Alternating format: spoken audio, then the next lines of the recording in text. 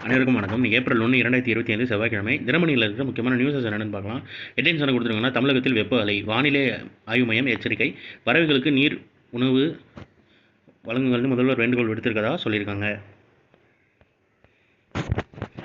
உணவுப் பொருள் விநியோக ஊழியர்களுக்கு ஓய்வறை மாநகராட்சி திட்டம்னு தெரிவிச்சிருக்காங்க. பெருநகர சென்னை மாநகராட்சி சார்பில் உணவுப் பொருள் விநியோக ஊழியர்களுக்கு குளிர்சாதன வசதியுடன் கூடிய ஓய்வறை அமைக்கப்படும் என மாநகராட்சி அதிகாரிகள் தெரிவித்துள்ளனர். சென்னை போன்ற பெருநகரங்கள் உணவுப் பொருட்களை வீடுகளுக்கு விரைவாக வழங்கும் நிறுவனத்தில் சமீப காலமாக அதிகரித்துள்ளது.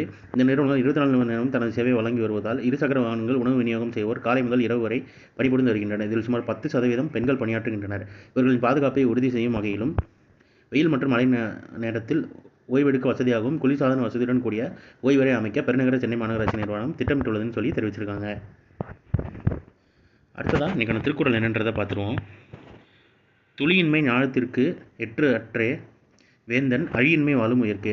மழைத்துளி இல்லாதிருத்தல் உலகத்திற்கு எத்தன்மையானதோ அத்தன்மையானது நாட்டில் வாழும் குடிகளுக்கு அரசனுடைய அருள் இல்லாத ஆட்சி அப்படின்னு கொடுங்கோன்மைன்ற அதிகாரத்தில் திருவள்ளுவர் சொல்லியிருக்காரு. மின்வாகன உற்பத்தியில் 2030 இந்தியா முதன்மை நாடாகும்னு நிதின் கட்கரி தெரிவிச்சிருக்காரு.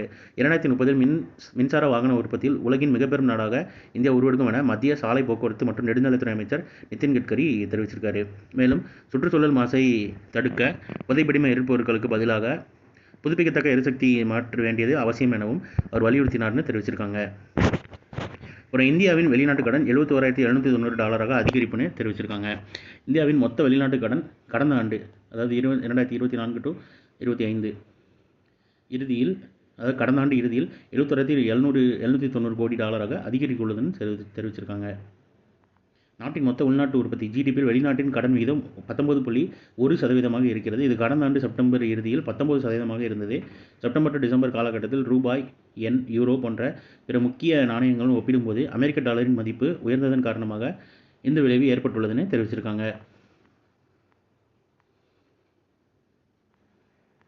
ரேபிஸ் பாம்பு கடிக்கான தடுப்பூசிகள் இருப்பை கண்காணிக்க ஜீவின் வலைத்தளம் மத்திய அரசு அறிமுகம் தெரிவிச்சிருக்காங்க. நாய்க்கடி, ரேபிஸ் மற்றும் பாம்பு கடிக்கான தடுப்பூசிகள் நாடு தழுவிய இருப்பை கண்காணிக்க ஜீவின் என்ற வலைதளத்தை மத்திய அரசு அறிமுகப்படுத்தியுள்ளது. கொரோனா தடுப்பூசி திட்டத்துக்காக அறிமுகம் செய்யப்பட்ட கோவின், கர்ப்பிணிகள் மற்றும் குழந்தைகளுக்கான தடுப்பூசி திட்டத்துக்காக அறிமுகம் செய்யப்பட்ட யூவின் வலைதளங்களை போன்று ஜீவின் வலைதளம் செயல்படும்னு தெரிவிச்சிருக்காங்க.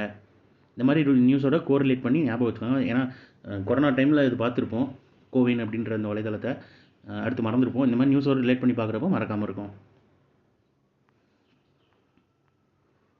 போக்குவரத்து அபராதங்களை கட்ட தவறினால் ஓட்டுநர் உரிமம் தற்காலிக ரத்துன்னு சொல்லி மத்திய அரசு திட்டம்னு தெரிவிச்சிருக்காங்க.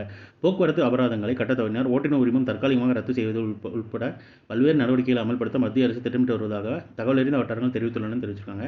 இன்னும் எஃபெக்டிவாக வரல. வந்ததுக்கப்புறம் அதை ஏதாவது ஆர்டர் போட்டாங்கன்னா அதை பற்றி எல்லா பேர்ட்ட பார்க்கலாம். ஸோ இன்றைக்கான இம்பார்ட்டன்ட் நியூஸஸ் அவ்வளோதான். இதோட ஷார்ட்டட் வெர்ஷனாக 1 மினிட் கரண்ட் அஃபேர் நம்ம சேனல் இருக்குது. வேணுறவங்க அதை யூட்டிலைஸ் பண்ணிக்கோங்க. மேலும் இன்னொரு நியூஸ் வீடியோவில் சந்திப்போம். தேங்க்யூ.